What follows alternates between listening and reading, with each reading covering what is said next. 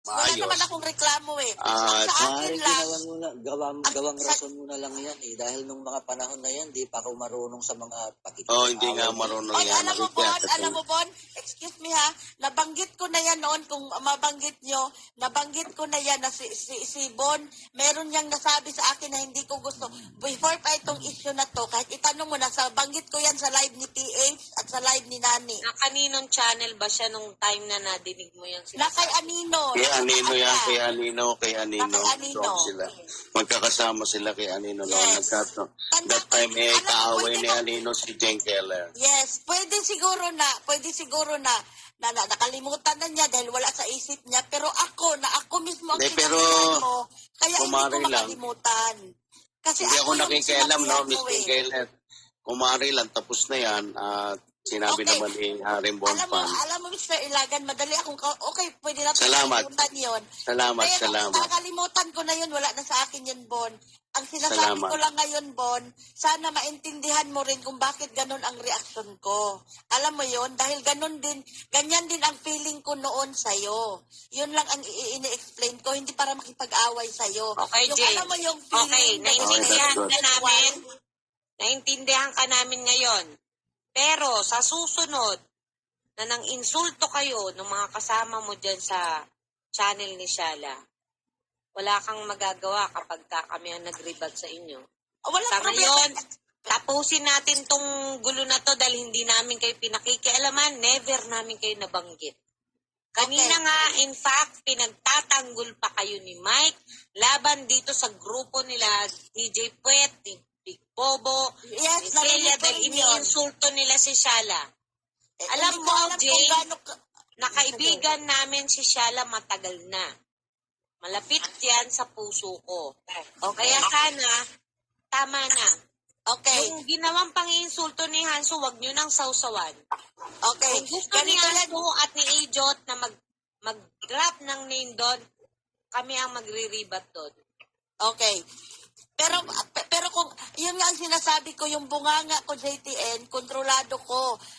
Para wala tayong away, pwede kong pag sinabi mo wag ko kayong banggitin, kaya ko yung sarili ko, pero yung bunganga ng ibang tao, hindi ko na kontrolado yun. Naiintindihan mo yung ibig kong sabihin? Oo, yung pero pwede mong awatin kahit papano. Na huwag kayo mag-traffic, huwag naman ganyang usapan, pwede rin naman yun. John, sandali. Hindi mo pwedeng diktahan hindi ko inaano din si Jane, hindi mo pwedeng diktahan si Jane. Dahil kung nandoon si Ijot at saka si Hanso. Kasi Dad, yun nga ang focus nung dalawa. Mainsulto si Daddy Bon.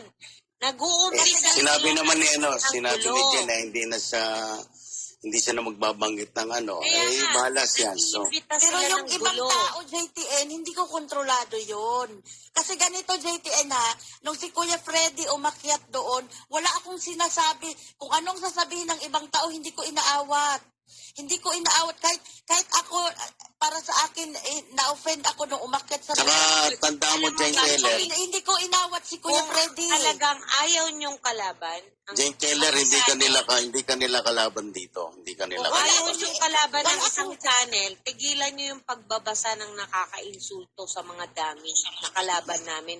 Andun sa inyo halos lahat ng kalaban namin. Lalo, ikaw nagbabasa ng comment, madadamay ka talaga niya. Kaya... Diba? Ang tatas niyong basahin, JTN Galis. Sino yung tapos natatawa pa kayo, medyo nakaka-insulto talaga yun. Isa lang yun, piece of advice lang yun na para hindi nga madama. Kung nga hindi ko binabasa pag nakaka-insulto, piniplex ko lang. Alam mo, JTN, tulad niyan dito, merong idiot, merong mga bilyatae, mga ganitong pangalan. Hindi mo kasi hindi natin kilala yung mga tao. Mga dami yan mga dami. Oo, mga dami. Hindi ko kontrolado yan. As much as possible, Jane, kami dito, hindi namin binabasa pag alam naming nakaka-insulto. Piniplex lang namin. Pero never kaming pumayag na yung bisita namin babalahurain sa baba. Walang ganun.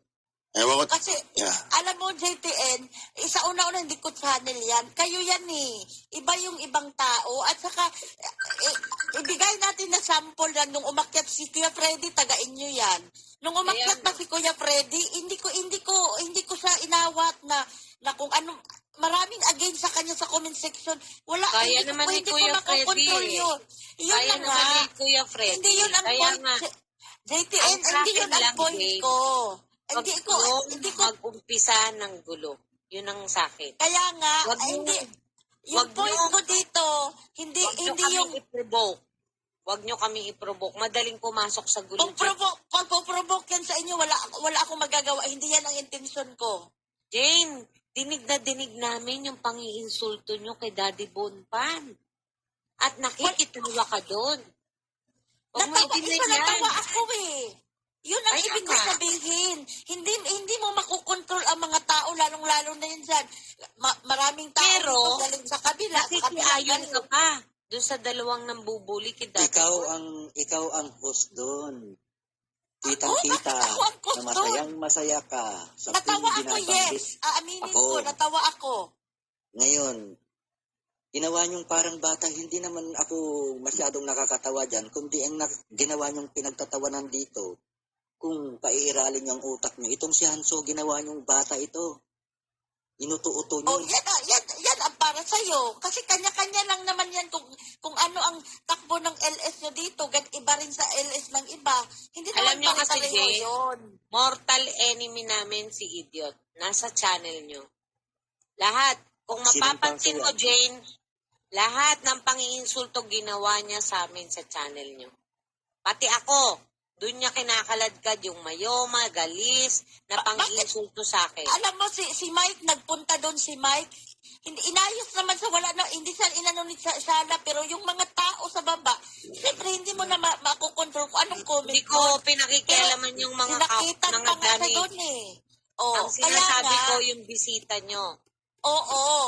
Hindi mo makokontrol ang comment section, Joanne. Alam mo yan, may channel Hindi nga ka. ako nakikialam sa damis nyo. Wala akong problema doon dahil alam namin lahat kalaban namin yun. Oh, Ang kaya sinasabi nga. ko, yung nangyari kay Hansu at kay Idiot na pang-insulto kay Daddy Bonpan na sinasabi pa yung pangalan niya, yun ang iwasan nyo. Kasi yan ang pagmumula ng gulo. Naintindihan mo, Jane? Yun lang ang sinasabi ko. Naiintindihan ko ang ibig mong sabihin. Pinapaliwanag ko yung side ko. Dahil nga nag-aaway kayo, hindi nga yan maiiwasan na pag umakyat si Nani doon, wala talagang magandang sasabihin yun sa inyo. Dahil magkaaway kayo, labas kami doon, hindi namin kontrolado ko ang bunganga ni Nani o kung sino man. Eh, ang ginawa nyo nga kagabi, pinagkaisahan nyo si Daddy Bon. Naintindihan mo ba yung hinaing namin ngayon, Jane? Oo, naintindihan kita, Joanne. Naintindihan